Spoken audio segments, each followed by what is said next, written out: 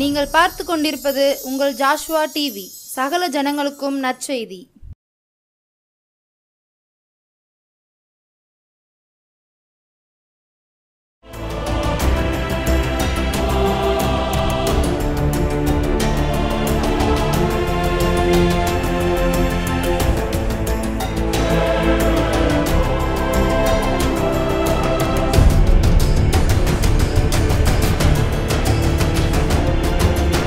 கர்த்தராகிய இயேசு கிறிஸ்துவின் நாமத்தினால உங்கள் யாவருக்கும் இயேசுவின் நாமத்தினால எங்களுடைய புத்தாண்டு நல்வாழ்த்துக்களை தெரிவித்துக் கொள்கிறோம். இந்த ஜாஸ்வா டிவி மூலமாக இந்த இரவு வேளையில் இந்த வார்த்தையை கேட்க வந்திருக்கிற உங்கள் யாவருக்கும் கர்த்தர் நன்மையானதை செய்வாராக. இந்த நாளிலும் கூட கர்த்தருடைய வார்த்தை கேட்க வந்திருக்கிற முதலாவது வாரம், இந்த வருடத்தின் முதலாவது வாரத்தில் நாம் கர்த்தருடைய வார்த்தையை கேட்க வந்திருக்கிறோம். கர்த்தர் எனக்கு என்ன சொல்வார் என்ற ஆவலோடு கூட நீங்கள் காத்திருப்பீர்கள். வாழ்க்கையிலே எல்லாவற்றிலும் நான் குறைவாக இருக்கிறேன், என்னுடைய குறைவுகள் இதுவரை நீங்கவில்லை, இப்பொழுதும் புதிய வருடத்திலும் கூட நான் குறைவோடு கூட தொடங்கியிருக்கிறேன் என்று சொல்கிறீர்களா? கர்த்தர் நிறைவான பலனை கட்டளையிடுவதற்காய் உங்களை பார்த்து இந்த நாளில் தம்முடைய வார்த்தையை சொல்ல வந்திருக்கிறார். உங்கள் விசுவாசத்தை கர்த்தர் தட்டி எழுப்புவாராக. உங்கள் விசுவாசத்தில் நீங்கள் பலப்படுவீர்களாக, கர்த்தருடைய ஆசீர்வாதத்தை பெற்றுக்கொள்வீர்களாக. எடுத்து வாசிப்போம். ரூத் 2ஆம் அதிகாரம் 12ஆம் வசனம். உன் செய்கைக்கு தக்க பலனை கர்த்தர் உனக்கு கட்டளையிடுவாராக. ஆமென். இஸ்ரவேலின் தேவனாகிய கர்த்தருடைய செட்டைகளில் அடைக்கலமாய் வந்த உனக்கு அவராலே நிறைவான பலன் கிடைப்பதாக என்றான். ஆமென். ஹல்லேலூயா. உன் செய்கைக்கு தக்க பலனை கர்த்தர் கட்டளையிடுவாராக. இஸ்ரவேலின் தேவனின் சட்டைகளின் கீழ் அடைக்கலமாய் வந்த உனக்கு நிறைவான பலனை கர்த்தர் கட்டளையிடுவாராக. போவாஸ் ரூத்தை பார்த்து சொல்கிற வார்த்தை இது. ஆமென். ஹல்லேலூயா. இந்த நாளிலும் கூட இந்த புதிய ஆண்டில் இந்த புதிய வார்த்தையோடு கூட கர்த்தர் உங்களோடு கூட இடைப்படுவாராக. என் வாழ்க்கையில் நிறைவே இல்லை, நான் எந்த நாளும் ஒரு குறைவோடு கூட காணப்படுகிறேன் என்று சொல்வீர்கள். ஆனால் கர்த்தர் உங்களை பார்த்து சொல்கிறார், நிறைவான பலனை கர்த்தர் கட்டளையிடுவாராக. ஆமென். ஹல்லேலூயா. கர்த்தர் உங்களுக்கு ஒரு நிறைவான பலனை கட்டளையிட போகிறார். ஆமென். ஹல்லேலூயா. குறைவெல்லாம் மாறி நிறைவாய் கர்த்தர் உங்களை நடத்த போகிறார். ஆமென். கர்த்தர் நல்லவர். இப்ப இந்த போவாஸ் இந்த ரூத்தை வாழ்த்துவதற்கு காரணம் உன் செய்கைக்கு தக்க பலன். ஆமென். கர்த்தருடைய நாமத்தினால நாம் என்ன செய்கிறோமோ அதற்கெல்லாம் கர்த்தர் பலன் கொடுக்கிறவராய் அவர் நம் மத்தியில் கடந்து வந்திருக்கிறார். இந்த நாளிலும் கூட நீங்கள் என்ன நன்மைகளை செய்து, எத்தனையோ நன்மைகளை நான் செய்திருக்கிறேன், என் வாழ்க்கையில தான் நிறைய கஷ்டங்கள் என்று சொல்கிறீங்களா? கர்த்தர் உங்களை பார்த்து சொல்கிறார், இல்லை உன் செய்கைக்கு தக்க பலனை உனக்கு நான் தருவேன் என்று சொல்லி. எடுத்து வாசிப்போம். அடுத்ததாக ரூத் 1ஆம் அதிகாரம் 14ஆம் வசனம். அப்பொழுது அவர்கள் சத்தமிட்டு அதிகமாய் அழுதார்கள். ஓர்பால் தன் மாமியை முத்தமிட்டு போனாள், ரூத்தோ அவளை விடாமல் பற்றி கொண்டாள். ஆமென். ஹல்லேலூயா. ரூத் என்ன செய்தான்னா விடாமல் பற்றி கொண்டாள். ஆமென். ஹல்லேலூயா. நம்முடைய வாழ்க்கையில தேவனை நாம் விடாமல் பற்றி கொள்ள வேண்டும். இது எதை குறிக்கிறது? ரூத் மாமியை விடாமல் பற்றி கொண்டால். ஆனால் ஒவ்வொரு கிறிஸ்தவர்களும் ஆண்டவராக இயேசு கிறிஸ்துவை விடாமல் பற்றி கொள்ள வேண்டும். அவரை விடாமல் பற்றி கொள்ளும் பொழுதுதான் நம்முடைய வாழ்க்கையில நம்ம செய்கைக்கு தக்க பலனை, நிறைவான அந்த பலனை நாம் பெற்றுக்கொள்ள முடியும். இன்றைக்கு நான் ஜெபிப்பேன், நாளைக்கு நான் ஜெபிக்க முடியாது. ஆமென். ஹல்லேலூயா. என்னுடைய வாழ்க்கையில நான் ஒரு நாள் ஜெபிப்பேன், ஒரு நாள் வேதத்தை வாசிப்பேன். வருடத்தின் முதலில் நம்ம எல்லாரும் ஒரு தீர்மானம் எடுப்போம், இந்த ஆண்டு முழுவதும் நான் வேதத்தை என்ன செய்வேன், தியானிப்பேன் என்று சொல்லி. ஆனா ஆண்டு தொடங்கின முதல் நாள் நான் வேதத்தை தியானிப்பேன், அடுத்த நாளிலிருந்து வேத புஸ்தகத்தை நான் எடுக்கவே மாட்டேன். ஆலயம் சொல்லும் பொழுது நான் வேத புஸ்தகத்தை எடுத்து சொல்லுவேன். நான் சொல்றேன், தேவ வேத வசனங்களை நாம் படிக்கும் பொழுதுதான் நிறைவான பலனை நாம் பெற்றுக்கொள்ள முடியும். வேத வசனம் தான் ஒரு மனிதனை ஆசீர்வதிக்கும். வேத புஸ்தகத்தை யாரெல்லாம் வாசித்து அதன்படி நடக்கிறார்களோ அவர்களுடைய வாழ்க்கையில கர்த்தர் ஆசீர்வாதத்தை தருவார். ஆமென். ஹல்லேலூயா. இந்த ஆண்டில் நான் வேதத்தை எடுத்து நான் வாசிக்கும் பொழுது உபாகமம் 17ஆம் அதிகாரம் கடைசி வசனம் சொல்லுகிறது, வேதத்தை வாசிக்கும் அந்த ஆசாரியர்கள் லேவியர்கள் வாசிக்கிறத ஒரு பிரதியை எடுத்து நீ வீட்டில் அதை வாசிக்கும் பொழுது உன் குமாரனோ நீயோ என்ன செய்வான், அந்த தேசத்துல அந்த ராஜ்யத்துல நிலைத்து வாழ்வீர்களாம். ஆமென். ஹல்லேலூயா. வேத புஸ்தகத்தை வாசிப்பது நிலையான வாழ்க்கை நம்ம வாழ்க்கையில. ஆனா ரூத் என்ன செய்தால், விடாமல் தன் மாமியை பற்றி கொண்டாள்.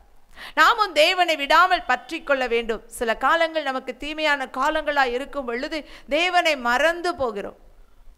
அப்படி மறந்து போகாதபடிக்கு ஆண்டவரை விடாமல் பற்றிக்கொள்ள. ஒரு சிலர் சந்தோஷமா இருந்தால் ஆண்டவரே எனக்கு தேவையில்லை என்று சொல்வார்கள். எல்லா வசதியும் பணமும் வசதியும் இருக்கும் பொழுது தேவன் எதுக்கு எனக்கு தேவை, எல்லாம் எனக்கு இருக்கிறது, ஆண்டவர் எதற்கு?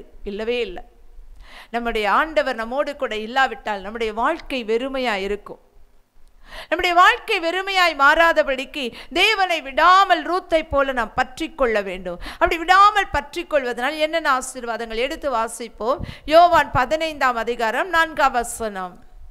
என்னில் நிலைத்திருங்கள், நானும் உங்களில் நிலைத்திருப்பேன். கொடியானது திராட்சை செடியில் நிலைத்திராவிட்டால் அது தானாய் கனி கொடுக்க மாட்டாதது போல நீங்களும் என்னில் நிலைத்திராவிட்டால் கனி கொடுக்க மாட்டீர்கள். ஆமென். கர்த்தருக்குள்ள விடாமல் அவருக்குள்ளே நிலைத்திருக்காவிட்டால் கனி கொடுக்கிற ஜீவியம் நம்ம இடத்திலிருந்து என்ன செய்யும்? வெளியாகி போகும். கனி கொடுக்க வேண்டுமா? நீங்க வாழ்க்கையில செழிக்க வேண்டுமா? ஆண்டவருக்காக வாழ்ந்து சுகிக்க வேண்டுமா? நீங்க ஆண்டவருக்குள் நிலைத்திருக்க வேண்டும். இந்த புதிய ஆண்டில நீங்க சொல்லுங்க, ஆண்டவரே என்னதான் வந்தாலும் ரூத்தை போல உம்மை விடாமல் பற்றி கொண்டு நான் கனி கொடுக்கிற ஒரு ஜீவியத்தை செய்வேன். ஆமென். ஹல்லேலூயா. நம்முடைய வாழ்க்கையில நாம் கனி கொடுக்கிறவர்களாய் காணப்பட வேண்டும். எப்போ நம்ம கனி கொடுப்போம் என்று சொன்னால் அவரில் நிலைத்திருக்கும் பொழுது. நாம் நிலைத்திருக்கிறோமா? கொஞ்சம் நாமே ஆராய்ந்து பார்ப்போம். அதே அதிகாரம் யோவான் 15:7 வாசிப்போம். நீங்கள் என்னிலும் என் வார்த்தைகள் உங்களிலும் நிலைத்திருந்தால் நீங்கள் கேட்டுக்கொள்வது எதுவோ அது உங்களுக்கு செய்யப்படும். ஆமென். ஹல்லேலூயா. கேட்டுக்கொள்வது எதுவோ, ஆண்டவரை விடாமல் பற்றி கொள்கிற நிலைத்திருக்கிற ஒரு தன்மையை நாம் பெறுவோமானால் நாம் ஜெபிக்கும் பொழுது எதை கேட்கிறோமோ அது நமக்கு செய்யப்படும். ஆமென். ஹல்லேலூயா.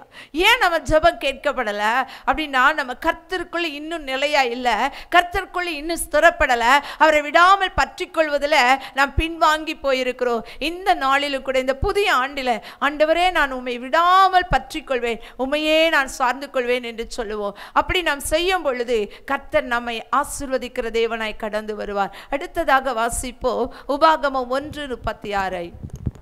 ஹல்லேலூயா. தேவன் நல்லவராகவே இருக்கிறார். ஹல்லேலூயா. தேவனால் கூடாத எப்புனேயின் குமாரனாகிய காலேப் மாத்திரம் அதை காண்பான்.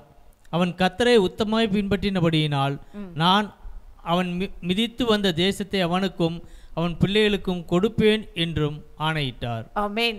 அடுத்ததாக பார்ப்போமானால் ரூத் எப்படி இருந்தானா, தேவனை அதாவது மாமியை பின்பற்றினவளாய் காணப்பட்டாள். ஆமென். அந்த ரூத் 1ஆம் அதிகாரத்தில் அந்த வசனம் சொல்லப்பட்டு இருக்கிறது. அவள் விடாமல் பற்றி கொண்டது மாத்திரமல்ல, அவளை பின்பற்றி நடந்தாள். அந்த வசனத்தை 1ஆம் அதிகாரத்தில் நாம் எடுத்து வாசிப்போம்.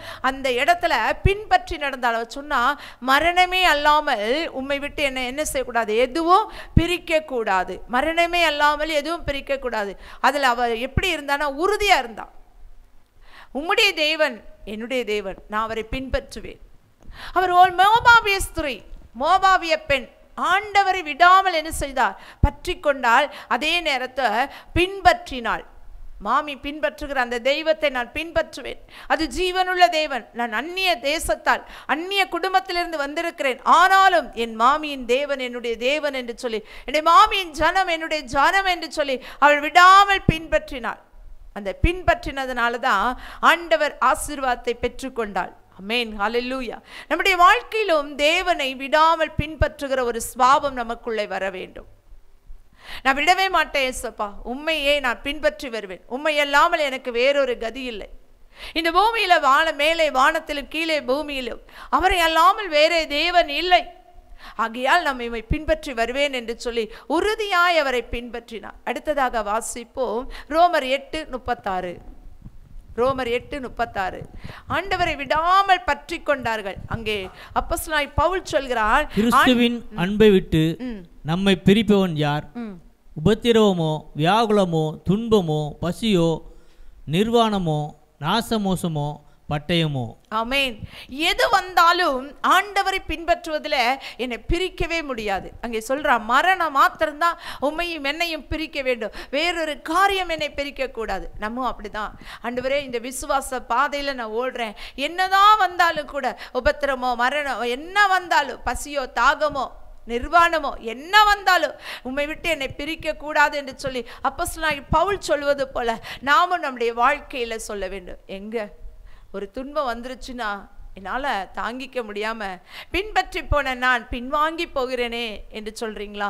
இந்த ஆண்டிலே கர்த்தர் சொல்கிறார், நீங்கள் அவரை நம்பி வந்ததுனால, நீங்கள் செய்த செய்கைகளை அவர் கண்டதுனால உங்களுக்கு நிறைவான பலனை கர்த்தர் கட்டளையிடுவார். ரூத்துக்கு தானே சொன்னார், எனக்கா? இல்லை, வேதத்தில் உள்ள ஒவ்வொரு வசனங்களும் ஜீவன் உள்ளது. அந்த ஜீவனுள்ள வசனங்கள் நமக்காகவும் கொடுக்கப்பட்டிருக்கிறது. ஹல்லேலூயா. யார் எதை விசுவாசிக்கிறார்களோ அதை அப்படியே பெற்றுக்கொள்வார்கள். அடுத்ததாக நான் வாசிப்போம் ரூத் 1:18.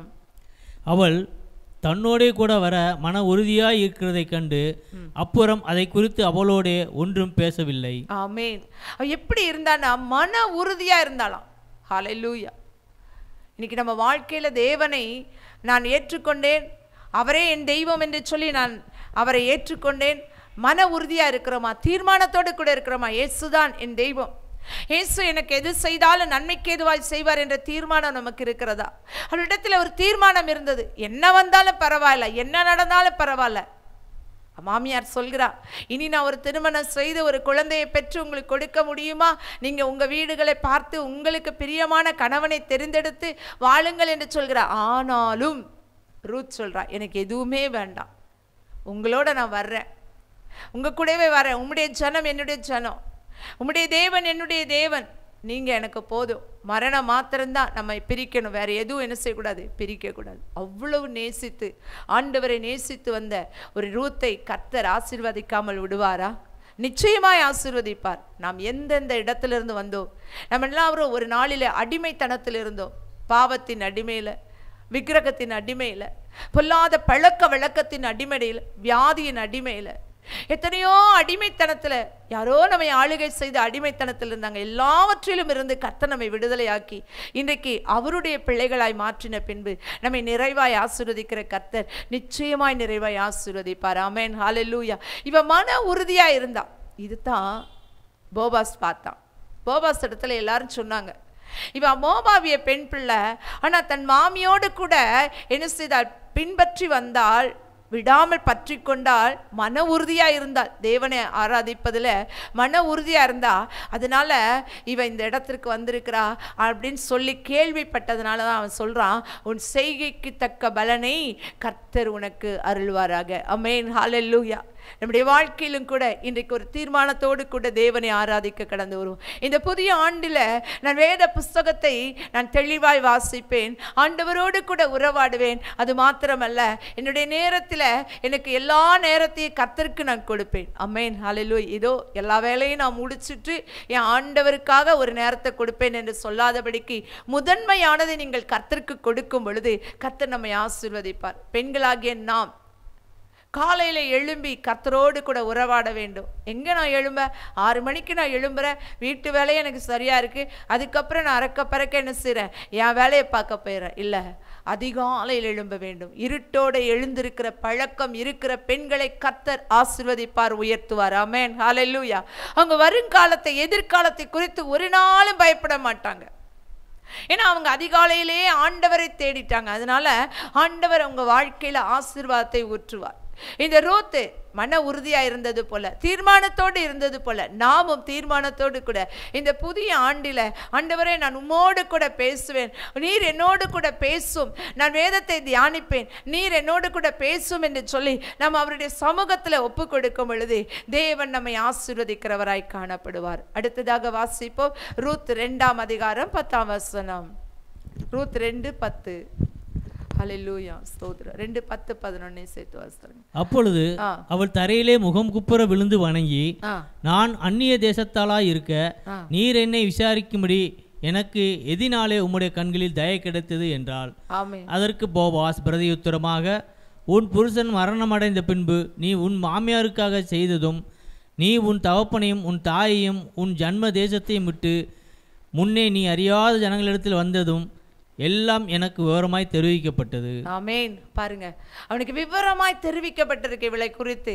அது பார்த்தீங்கன்னா ஆண்டவர் தான் இந்த செய்கையை செய்தார். ஏன்னா அவள் இந்த இடத்துல வரணும், இவளை பற்றி தெரிந்து கொள்ளணும் என்பது தேவ தீர்மானம். அதில் நீங்கள் அந்த வசனத்தில் பார்த்தீங்கன்னா 10வது வசனத்தில் முகம் குப்புற தரையில விழுந்து ஒரு கீழ்ப்படிதல், ஒரு பணிவு, ஒரு தாழ்மை அவளிடத்தில் இருந்தது. இவன் எஜமான், இவனை பார்த்தவன நாம் பொறுக்கிக் கொள்ளதானே வந்தோம் என்று எண்ணாதபடிக்கு அவள் தாழ்மையை அங்கே குறிக்கிறாள், கீழ்ப்படிதலை குறிக்கிறாள், பணிவை காட்டுகிறாள். இதனால தான் அவனுடைய கண்களிலே தயை கிடைத்தது. நான் சொல்லுவேன், பொறுக்கி கொள்ள வந்த ரூத்துக்கு எஜமாட்டி என்ற ஒரு ஆளுகையை கர்த்தர் கொடுத்தார். நாம் வாழ்க்கையில் இந்த காரியத்தில் கர்த்தரை விடாமல் பற்றி கொள்ளும்போது, அவரை பின்பற்றி வரும் பொழுது, அவரையே உறுதியாய் பற்றி கொள்ளும் பொழுது, அடுத்ததாக நாம் ஆண்டவருடைய சமூகத்தில் ஒரு கீழ்ப்படிதலோடு கூட தாழ்மையோருக்கு கிருபை அளிக்கிறார் என்று சொன்ன வசனத்தின்படி நாம் தாழ்மையாய் வாழும் பொழுது கர்த்தர் நம்மை உயர்த்துவார். எந்த அளவுக்கு தெரியுமா? நாம் எந்த தேசத்தில் அடிமையாய் போனோமோ அந்த தேசத்தின் ஆளுகையை நம்முடைய கரத்தில் கொடுக்கிற ஒரு நல்ல தேவனை நாம் ஆராதிக்கிறோம். ஆமென், ஹல்லேலூயா. யோசேப்பு அடிமையாய் விற்கப்பட்டான், அந்த சிறைச்சாலையில் இருக்கப்பட்டான். ஆனால் அவனைத்தான் கர்த்தர் உயர்த்தினார். மொர்தெகாய் வாசலில் கிடந்தான், அவனைத்தான் கர்த்தர் உயர்த்தினார். கர்த்தர் நிறைவான பலனை கொடுக்கிற தேவன். ஒருவேளை நான் தள்ளப்பட்ட நிலைமையில, எல்லாராலும் உதரப்பட்ட நிலைமையில இருக்கிறேன் என்று சொல்வீர்கள், ஆனால் கர்த்தர் இந்த நாளிலே உங்களை உயர்த்துவேன் என்று வாக்கு கொடுக்கிறார். அதே அடுத்ததாக ரூத் 3ஆம் அதிகாரம் வசனத்தை சொல்லி வாசிங்க. ரூத் 3:10. அதற்கு அவன், மகளே, நீ கர்த்தரால் ஆசீர்வதிக்கப்படுவாயாக. நீ தரித்திரரும் ஐஸ்வர்யவான்களுமான வாலிபர்களின் பிறகே போகாததினால் உன் முந்தின நற்குணத்தை பார்க்கிலும் உன் பிந்தின நற்குணம் உத்தமமாய் இருக்கிறது. இப்போதும் மகளே, நீ பயப்படாதே, உனக்கு வேண்டியபடியெல்லாம் செய்வேன். நீ குணசாலி என்பதை என் ஜனமாகிய ஊராரெல்லாம் அறிவார்கள். ஆமென், ஹல்லேலூயா. இப்போ பார்த்தீங்கன்னா அவன் சொல்கிறான், நீ நல்ல பிள்ளை. எப்படி?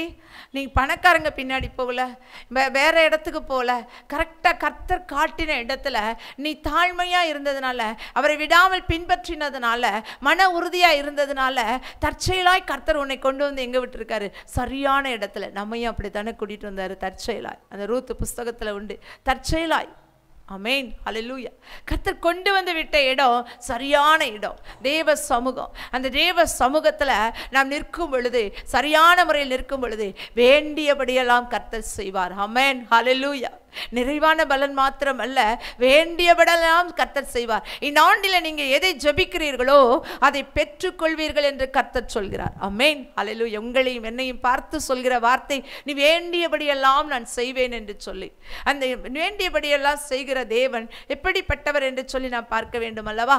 1 கொரிந்தியர் 13ஆம் அதிகாரம் 10ஆம் வசனம். நிறைவானது வரும்போது குறைவானது ஒளிந்து போகும். ஆமென், ஹல்லேலூயா. நிறைவானது வரும் பொழுது, நிறைவானவர் யார் தெரியுமா? நம்முடைய இயேசு கிறிஸ்து. அந்த நிறைவானவர் நம்ம வாழ்க்கையில பிரவேசிக்கும் பொழுது எல்லா குறைகளும் என்ன செய்யும்? ஒளிந்து போகும். ஒருவேளை என் வாழ்க்கையில இந்தந்த சூழ்நிலை நான் குறைபட்டு இருக்கிறேன், நான் பாவத்தில் வாழ்கிறேன், ஒருவேளை ஆண்டவருக்கு பிரியமில்லாமல் வாழ்கிறேன், அந்த நிறைவானவரை நீங்கள் அழைத்து பாருங்கள். என் வீட்டில் ஜபமே இல்லை, என் குடும்ப ஜபம் இல்லை, என் குடும்பத்தில் இயேசுன்றா நாங்கள் கிறிஸ்தவர்கள் தான், ஆனால் இயேசுவை எங்களுக்கு சரியாய் தெரியாது என்று சொல்வீர்கள். ஆனால் இந்த நாளிலே அந்த நிறைவான இயேசுவை நீங்கள் அழைத்து பாருங்கள். இந்த செய்தியை கேட்கிற நீங்கள், என் வாழ்க்கையில் நிறைவான பலன் மாத்திரல்ல, நான் வேண்டுவதெல்லாம் இந்த ஆண்டில் நடக்க வேண்டும், அதற்கு நான் என்ன செய்ய வேண்டும் என்று சொல்வீர்கள். ஆனால் இயேசுவாகிய அந்த நிறைவானவரை உங்கள் வாழ்க்கையில் நீங்கள் அழைக்கும் பொழுது, நிறைவானது வரும் பொழுது குறைவெல்லாம் என்ன செய்வோம்? நீங்கி போகும். ஆமென், ஹல்லேலூயா. என்னென்ன குறைவுகள் இருந்தாலும் கர்த்தர் அதை நீக்குவார். ஏன்னு சொன்னால், சிங்கக்குட்டிகள் பட்டினி கிடந்து தாழ்ச்சி அடையும், கர்த்தரை தேடுகிறவர்களுக்கோ ஒரு குறைவும் இல்லை. ஆமென், ஹல்லேலூயா. எந்த குறைவா இருந்தாலும் கர்த்தர் அதை நீக்கி போட வல்லவராய் இருக்கிறார். இந்த ரூத்துடைய வாழ்க்கையில கர்த்தர் அவனுக்கு குணசாலி என்ற பெயரை வைக்கிறார். ஆமென். வாழ்க்கையில குணசாலி என்ற பெயரை பெறுவது மிகவும் கஷ்டம். பெண்களாகிய நாம் எத்தனை நன்மைகள் செய்தாலும் குணசாலி என்று சொல்ல வேண்டுமானால் அநேக கஷ்டங்கள் இருக்கும். யாருமே நம்மை குணசாலி என்று என்ன செய்ய மாட்டாங்க, சொல்ல மாட்டாங்க. இந்த ரூத் அவளுடைய வாழ்க்கையில் என்ன நடந்தது தெரியுமா? கடைசியாக ஆண்டவராக இயேசு கிறிஸ்து இவளுடைய வம்சத்தில் பிறந்தார். ரூத்துக்கு பிறந்த தாவீதுடைய தாத்தா இவளுடைய மகனாக இருந்ததுனால இந்த ரூத்து வேத புஸ்தகத்தில் புதிய ஏற்பாட்டில் பெண்கள் அந்த அட்டவணையில் இவளுடைய பேரும் ராகேலுடைய பேரும் எழுதப்பட்டது. ஆமென், ஹல்லேலூயா. ராகாபுடைய பேரும் எழுதப்பட்டது. ஏன் தெரியுமா? இவள் கர்த்தரை விடாமல் பற்றி கொண்டாள், பின்பற்றி வந்தாள், மன உறுதியாய் இருந்தாள். காணப்பட்டால், தாழ்மைக்கு கீழ்ப்படிதலோடு கூட காணப்பட்டால், கர்த்தரையே நம்பி வந்தபடியால் இவளுடைய பெயர் எல்லா இடத்திலும் உயர்த்தப்பட்டது. கர்த்தர் இவளை நிறைவானவளாய் மாற்றினார். அந்த ரூத்தை போல நம்முடைய வாழ்க்கையிலும் அந்த நிறைவான ஆசீர்வாதத்தை பெற்றுக்கொள்ள ஜெபிப்போமா? ஹல்லேலூயா. நன்றியோடு கூட துதிக்கிறோம் ஆண்டவரே.